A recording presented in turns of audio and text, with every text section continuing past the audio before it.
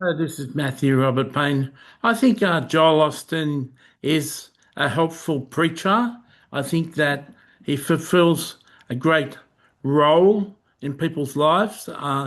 People in this life are battered down and weighed down with hassles and struggles and anxiety and depression and financial hardship and physical hardship. And Joel Osteen brings a positive, uplifting message every time he speaks, and there's nothing wrong with that. God doesn't speak to me, rebuking me all the time. Not like many pastors in many churches. God encourages me and lifts me up. He doesn't specify what sins I'm doing, and he doesn't condemn me and judge me. Joel Osteen's the same. He lifts people up. I just listened to a 1 hour and 20-minute interview with Joel Osteen, and I'll put it in the description tag down below. I encourage you to listen to it and see if you can find him saying any theological statement that's wrong. See if you can find one fault with his answers in the interview. He's asked specific questions about certain things. He said that's not in the scope of his understanding, which is quite a good answer. And so he really travels down his lane. He sticks to his lane. He doesn't try and do things that he's not made to do. He doesn't try to answer questions that he hasn't got questions for. So I like him. I've heard him preach one other time. I really admire Joyce Meyer and have heard her preach 3 times.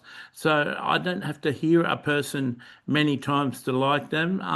It's Joel Osteen's a popular person that so-called prophets and so-called watchmen call a wolf. He doesn't draw a salary from his church. He's made his money in books. He doesn't have a yacht.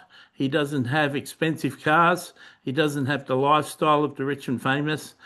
He's made his money out of his own books. His first book sold 10 million copies, so that would have generated some income for him. He actually said in the interview that rather than taking money from his church, he's the biggest contributor to his church. So that's pretty amazing that the pastor in a church with thousands of people is the biggest contributor to the actual ministry that he's part of. He gets 2 thumbs up from me. I certainly prefer him. Certainly prefer to hear him speak than the average self-appointed prophet that's ministering in the world today.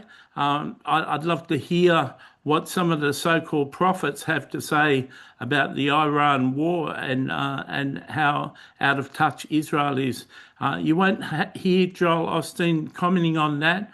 You'll only hear him saying uplifting and loving things. And what's wrong with uplifting and loving messages? I hope you enjoyed this message. I hope some of you will go and watch the attached video in the description tag. It's a really good interview. God bless.